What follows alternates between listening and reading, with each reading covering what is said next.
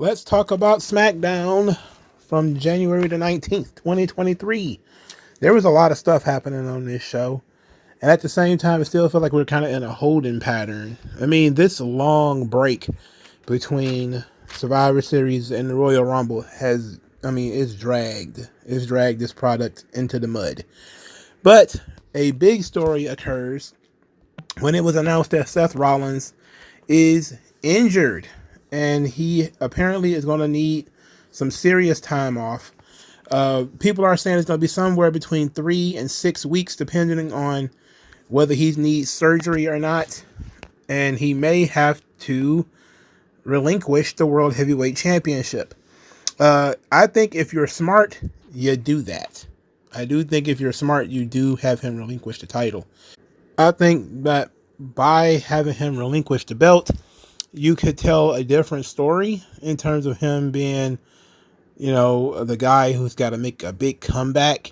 And maybe an Elimination Chamber, you have Seth Rollins win the Elimination Chamber and wrestles whoever the World Heavyweight Champion is at the pay-per-view. Maybe you put the belt on CM Punk. Maybe you put the belt on Drew McIntyre. Maybe you do something else. I think you have a lot of opportunities. And Seth's title run has gotten pretty stale anyway. So it's kind of a fortuitous thing where it gets you an out because you don't beat him, but you get to freshen up the division by putting the belt on somebody else, at least for a short time. Now, I know 3 or 4 weeks is not a lot. He does not have to be in the Royal Rumble match, so it doesn't matter that he's not going to be at the Royal Rumble. But I would suggest that they do a simple thing and maybe have Rollins relinquish the belt under the belief that the title should be regularly defended. This is actually consistent with his character. He believes that the title should be regularly defended. That's why he wanted to be a workhorse champion. But now, since he can't do that, he should be willing to say, hey, I can't give this title what it needs. Somebody else is going to have to do it. And then he should surrender it with the belief that he's going to get a shot when he comes back. Also, despite the fact that for a while, maybe a couple of years ago, Seth Rollins was one of my favorite guys on the roster. Now he's kind of been shoved down my throat. I'm not really a huge fan of him. I kind of need a break. But they don't do this to Roman. They don't do it to... Well, they do. They did it to Brock. I think they did it to Lashley too, where they kind of took the belt off of him a little early because he got injured. And that kind of threw things into a tizzy. So maybe they won't do that. It depends on how solid their WrestleMania plans are. If they really are going with Rollins and Punk, maybe the idea could be that Punk is the champion rather than Rollins. And they flip that. That's a thing you could do. Or you could put the belt on Drew or Damian's Priest. I mean, you have a lot of options there. But you probably do need to change things up. At least a little bit. All right. So let's get into SmackDown now, even though that was kind of Raw business.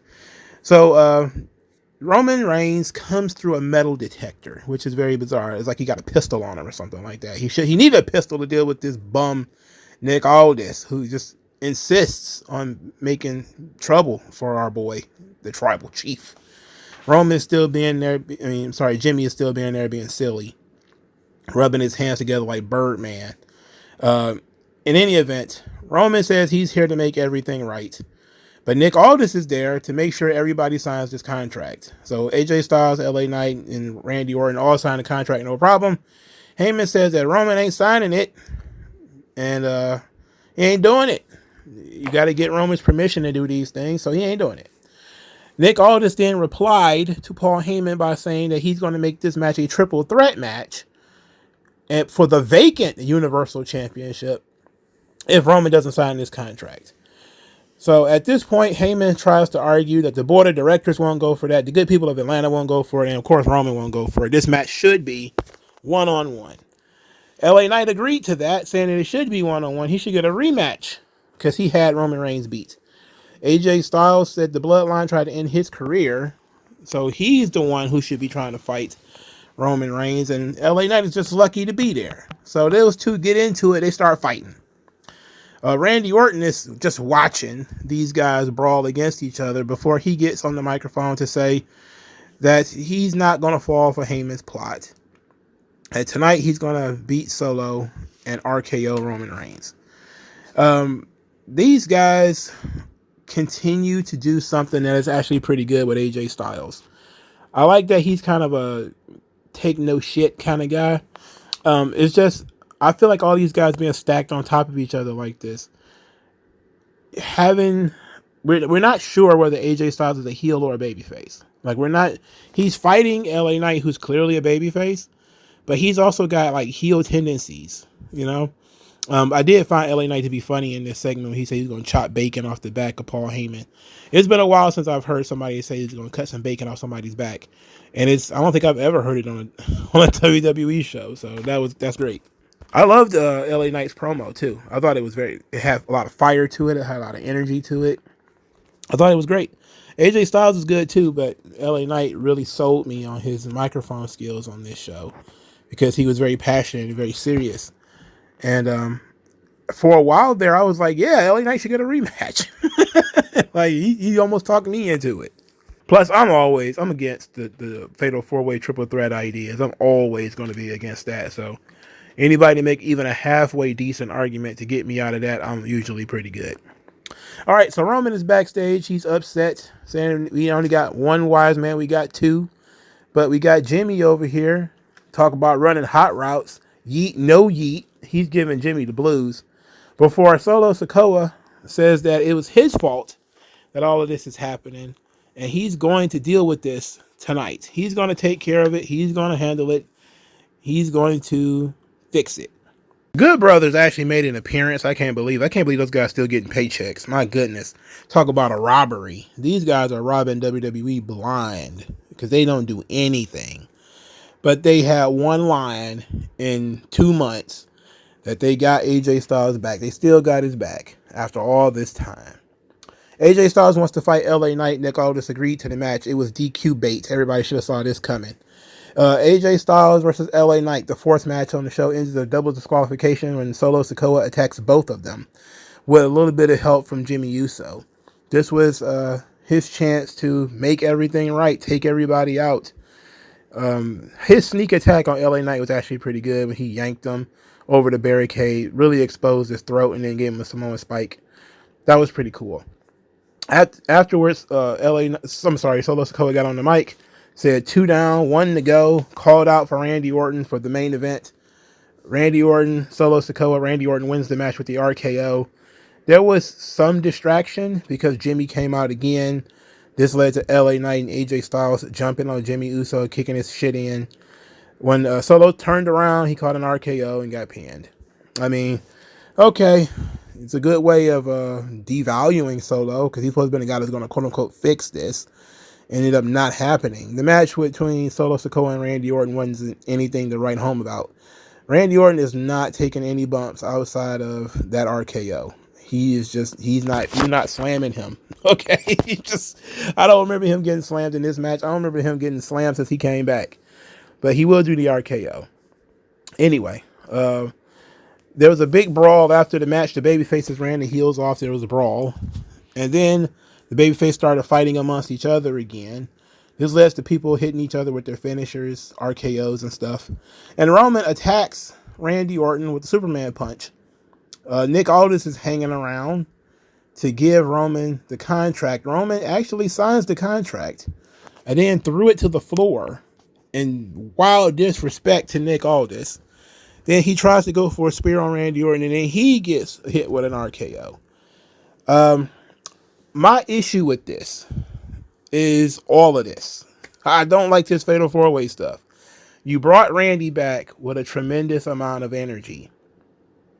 The story was right there. He's pissed at the Bloodline. They took a year of his career. And now you have bogged him down with AJ Styles and LA Knight. And look, there's nothing wrong with these individual pieces. You know, AJ Styles is tremendous. LA Knight is great. But they have no business in a Randy Orton story. Now, I know you may say, well, Randy's just now coming back. Maybe he can't do a full match. Or maybe, they had that real conversation where Randy and Roman sat in the room and says, who taking all the bumps in this match? And they decided AJ Styles was the guy taking all the bumps. But no, this to me, the energy of Randy Orton versus Roman Reigns, it was right there. The story was literally right there. You could have had AJ Styles and LA Knight fight each other, but you could have done that off title, in a singles match on the Royal Rumble, or a big main event on SmackDown. Them being in the title picture, turning this whole thing into a schmoz, and then of course, the Roman Nick Aldis schism. It does good things for that in terms of that's what you want. That's the story you want to tell with Nick Aldis, is that he's a no nonsense leader. He's not going to put up with any of Roman shit. But at the same time, is that more interesting than Randy Orton trying to get his revenge on the Bloodline? I mean, I know you got, how many weeks was it between Survivor Series and Royal Rumble? It was like 2 months, right? So more than 8 weeks. I mean, it's oh God, I know that was a long time. I know it was a long time. But I think that solo showdown would have been a bigger draw, would have made more sense, and definitely would have taken what was there and really, really capitalized on it. I don't see how else you can really capitalize on this whole thing. That's the segment. It was okay. I forgot to mention that, I don't know if I talked about this last week. Maybe I talked about it in some other thing. I'm going to mention it again because I don't remember talking about it. That Dave Meltzer is running around saying that Roman Reigns is not advertised for Elimination Chamber. And the Elimination Chamber poster came out recently, and Rhea Ripley was on the cover. So she's from Australia, so of course she's going to be on the cover. She's the biggest Australian star WWE has. But I'm fairly sure Roman is going to be on that show. He's not going to wrestle in an Elimination Chamber match, but that's a stadium show. He will more than likely be there. He may wrestle a singles match, but he will more than likely be there. As far as I know, they're trying to use this thing sort of as an equivalent to a Saudi show. So Roman will more than likely be there. In what capacity, I don't know. Is that where we're finally going to get Randy Orton versus Roman Reigns in Saudi Arabia? Because people think that The Rock is going to be there. The Rock's not going to be there. I'm not even thinking about The Rock anymore, because they haven't mentioned him since that thing occurred. Have you noticed that? They have not mentioned The Rock. They have not even shown clips of it since that week. They planted that seed and then left it. You watering it and adding light to it all on your own. They're not even feeding that beast anymore. Incredible. And it's still one of the biggest things on the internet is whether The Rock is going to wrestle at WrestleMania or not. The Rock's going to win the Royal Rumble, brother. Come on. Get real, pay piggy. The Rock is cut. Yeah. I'll believe it when I see it, when The Rock comes back. All right. So, Legato Del Fantasma, Santos Escobar, Angel, and Humberto. Apparently, they don't have last names anymore. They're just Angel and Humberto, and Santos, he has the last name. It's Escobar. And they're the new reformed Legato del Fantasma. And they defeated the LWO, which is Carlito, Joaquin Wilde, and Cruz del Toro. Joaquin Wilde, for the third straight week, I think, went dumb in the ring and did a crazy spot. I think this time was like some kind of tilt-a-whirl, tornado DDT. It was nonsense. It was complete gas, though. Everybody sold it, which was the best thing. Is people who didn't even take the DDT had to sell it. So they did a good job in that regard. The match ends with a roll-up, despite the gas DDT and all the flip-flop flying and everything. Solid enough match. Next week, they have announced that Carlito will wrestle Santos Escobar. They announced that match at Survivor Series. That was in November. It is now January.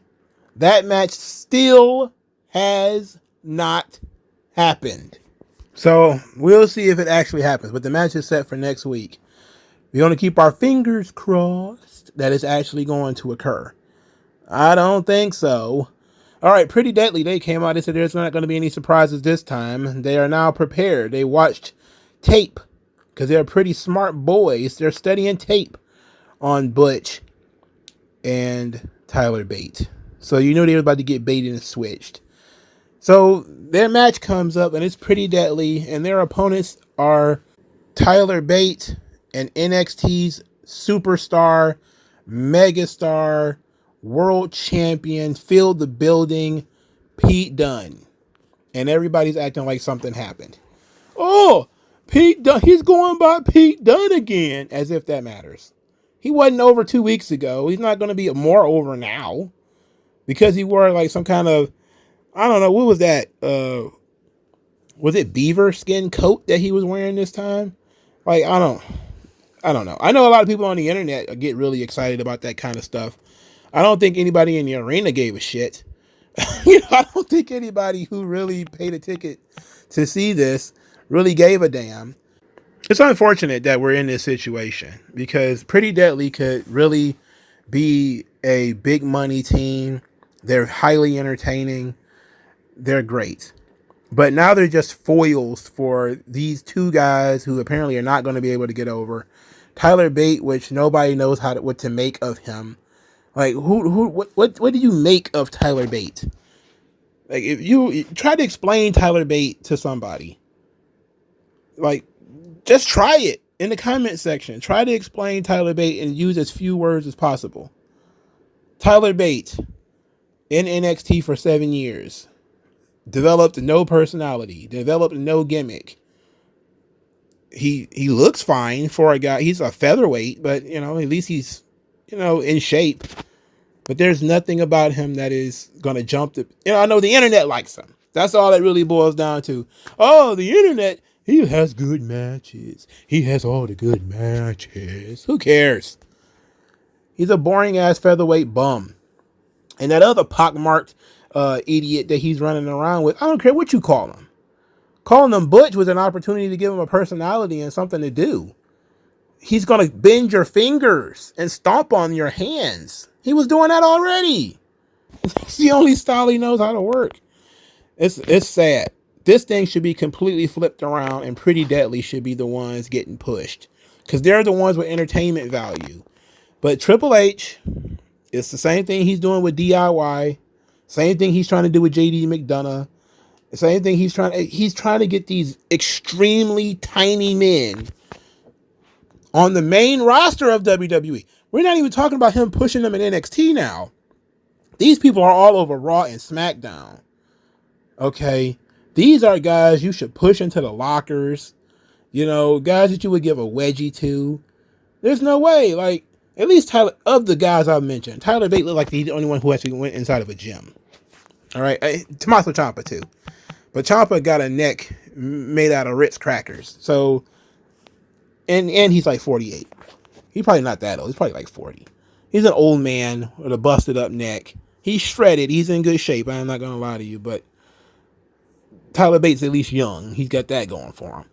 The rest of these guys, I know Dunn is young too, but come on. These dudes have no personality to speak of. This stuff is going to backfire. And I said this because I knew it was going to happen. It happened to AEW. There's only so long this kind of stuff can go on before you start having to push personalities.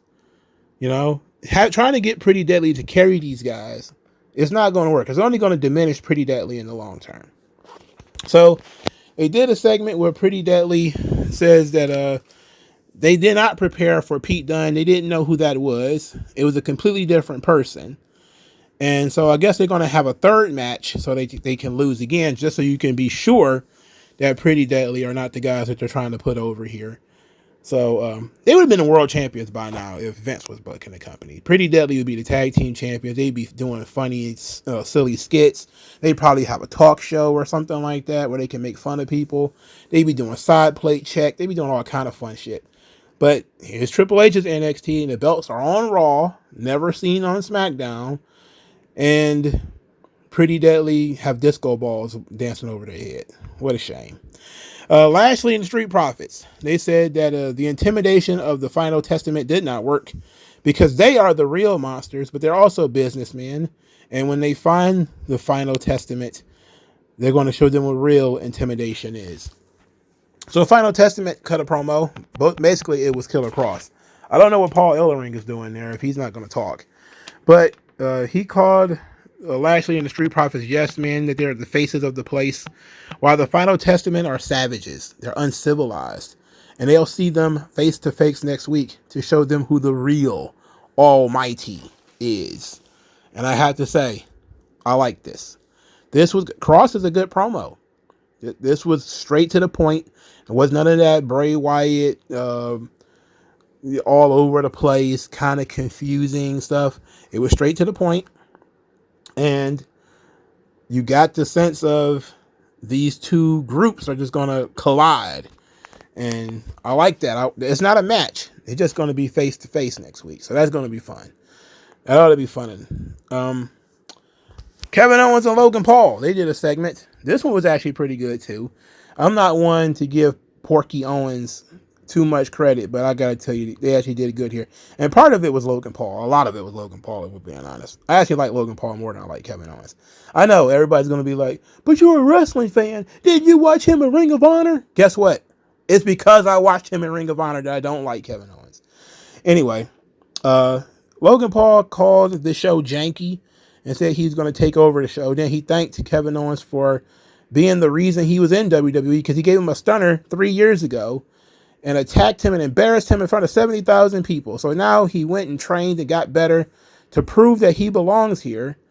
A true villain origin story. You humiliated me, so I went away, got stronger, came back just to prove to you that you can't bully me. I don't know if you guys are old enough. Maybe some of you guys have read comic books, but there used to be in the back of comic books these Charles Atlas ads where, you know, the skinny kid is on the beach and the bullies pick on him, and then he's like, oh, gosh darn it. It was like in the 30s or 40s or whatever, 50s and 70s and stuff. Gosh darn it.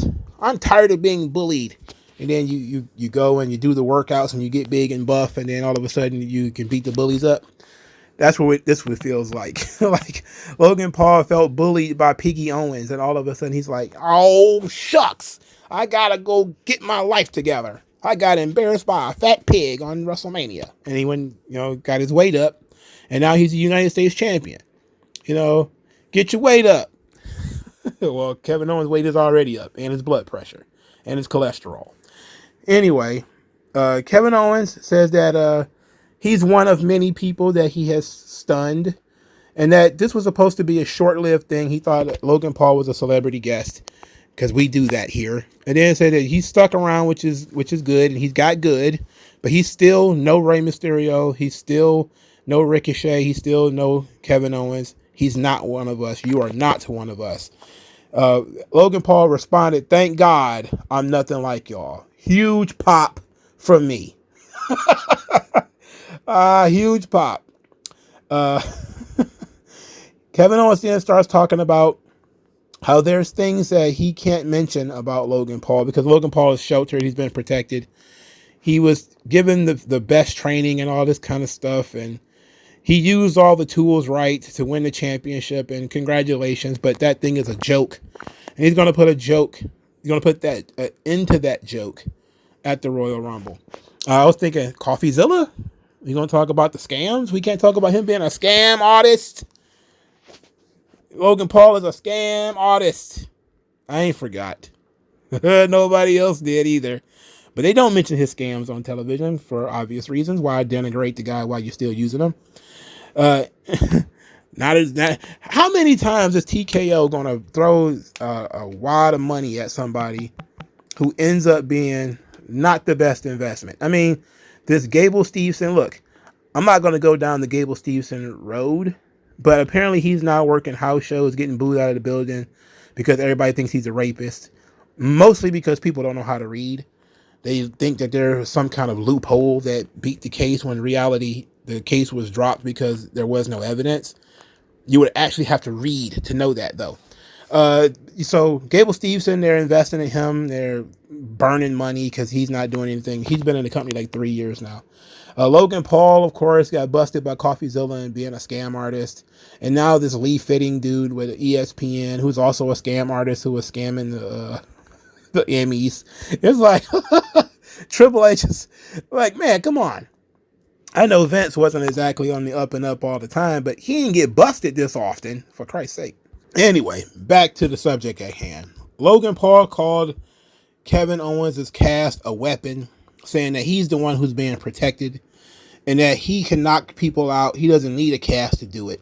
He went down a laundry list of all of his achievements about being a boxer, a billionaire, an entrepreneur, a disruptor. I was like, as he was going, I was chuckling a little bit harder each time because he just seems to have no end of things that he actually does, which made me laugh so hard. And then Kevin Owens tried to blow it all away, saying, I don't know what any of that meant. Like, shut your French pig. I fucking hate this guy. In any event, Kevin Owens says that he could take more punishment than anyone. There's nothing Logan Paul can do to stop him. There's no punch that he can throw that will knock him out. So then he says that if you're worried about the cast, I'll take it off. So he took the cast off. Logan Paul proceeded to punch him in the face immediately. He knocked him down, but he didn't knock him out. And they got up and they started fighting again. So this was actually a very strong segment. Logan Paul is a really good promo. And you get a feeling that it's natural. Like, he never seems to be forgetting his lines. He never seems to be out of place.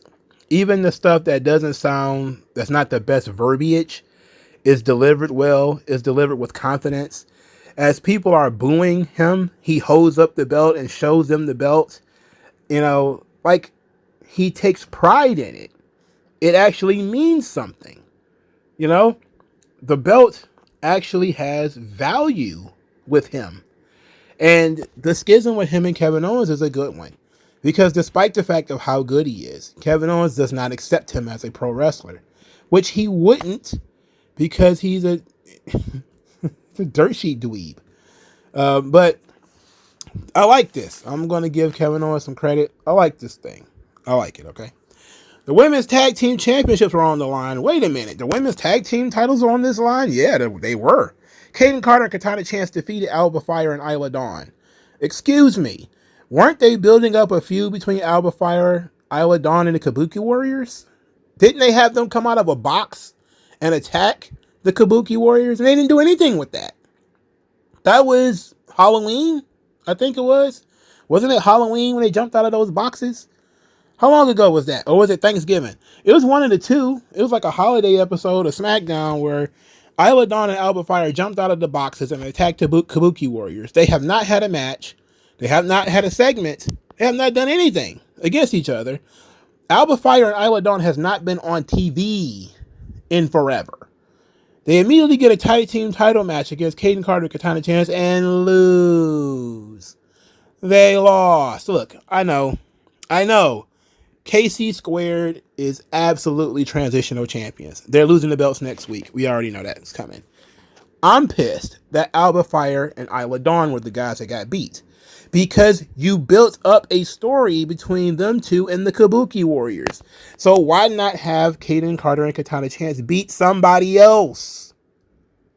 And then Isla Dawn and Alba Fire can fight the Kabuki Warriors, who they attacked by coming out of boxes. And we still don't even know why they did that. Why did they come out of those boxes, by the way? Who wound that side of that box up and fucking Alba Fire popped out of it? Why did that happen? I was not told of anything. Does anybody else remember? I watch this show every goddamn week. I don't remember anybody explaining why these people came out of boxes. In any event, the midgets won. Okay. Bailey was on commentary, called herself the Mommy Slayer. I told y'all, Bailey's like 30% gay. And I believe that. So they set up the match immediately next week. The Kabuki Warriors that stole the tag team belts and were posing with them before KC Square snatched them away. I was saying to myself as I was watching that match, or at least looking at the screen, I don't know how much attention I was paying to it, that this division needs a lot of spicing up. You know, I don't know. Maybe we ought to just throw a ladder in the ring or something like that, or, you know, something. Because these things are bathroom breaks. I don't see anybody caring about this shit at all. None of the girls that are involved with this are over, except Asuka. Like, none of these girls are over. None of this stuff matters. They're not in a story. Basically, the Damage Control said we want to be champions. And that was it. They didn't have to really do much of anything to become number one contenders. They didn't have to cut a promo on the champions. They didn't have to attack them and spit mist in their face or nothing. They didn't have to do anything. They just said, hey, there's only 2 tag teams on this roster, and you beat one of them, so now you got to wrestle the other one. Congratulations. You did a great job. Bang up job, Triple H. Bang up goddamn job. Speaking of bang up jobs, Carmelo Hayes is back there, says that things happen in the ring. He may not have won last week, but he also didn't lose. And then says that he's looking for more opportunities when Austin Theory is upset that they are in Atlanta, Georgia, his hometown, and talking to Carmelo Hayes rather than talking to him. He's also mad that Carmelo Hayes almost ended his career last week. So Carmelo Hayes offers him to run that back, to which Austin Theory is not really interested, but Grayson Waller accepts on his behalf, and they're going to run it back. They're going to double back next week. Carmelo Hayes versus Austin Theory. They're going to have that match again. All right, let's see if they decide to do that spot again, just to show that they can do it, and end up really fucking themselves up. Look, this match really doesn't serve a purpose, does it? Like, I would not continue to do this for the second time in 3 weeks unless there was going to be some kind of purpose to it. Otherwise, you got out of this thing, and that should just be okie dokie. Just give it a thumbs up and move on. I don't see what the problem is. Let it go. Let it die. Why wouldn't you just let it die? All right, before we get out of here, we got 2 more stories. One, Grayson Waller almost killing somebody on a daytime talk show. Look, it was very interesting, but it was a typical wrestler encounter with disrespectful interview guys. Like, I don't know if it was a work or not, and maybe it was, but ultimately, Grayson Waller got a bit of an attitude because an interviewer on a daytime talk show in Australia was being disrespectful towards wrestling. And it looked like it was going to be a Vader in Kuwait moment with Grayson Waller snatching this guy up and maybe punching him or something. But cooler heads prevailed, and Grayson Waller didn't do anything. He trended on Twitter in a positive note this time for standing up for the business as these guys were mocking them. And I don't understand how it's 2024 and these people are still mocking wrestlers. How many times do wrestlers have to choke people out, smack them, beat them up, or whatever to get the point across? If you don't like what they do, don't participate in the interview. That was the good thing about people like Regis Philbin and all that kind of stuff, because they actually respected what wrestlers do. And I don't understand why WWE can, maybe it's a huge channel, a huge network in Australia, but booking these guys to be interviewed by people who are completely disrespectful, who don't know how to approach wrestlers, I don't get it. It was bad to put Grayson Waller in that position, but I'm surprised that he actually stuck up for the business. And LA Knight was sitting right there, and I was imagining he would have been the guy, mostly, that would have had an attitude, and because he's been doing it longer than Grayson Waller has. But good on Grayson Waller for, 1, standing up for himself and standing up for the business, and 2, not being dumb enough to hit the guy and get put in jail. So you don't want that. One thing that leads some credence to it being legit and not a work is the fact that it was not mentioned on TV. Now, I know that sometimes Grayson Waller does stuff like the Taylor Swift thing and it wasn't mentioned on TV, but this would seem like it would have been something they would have mentioned for at least commercials, or Grayson Waller was in Australia. It'd have been a line in there somewhere. The fact that it wasn't tells me that this thing was pretty serious. So, good on Grayson Waller. All right. Thank you guys for your time. I'll talk to you guys later.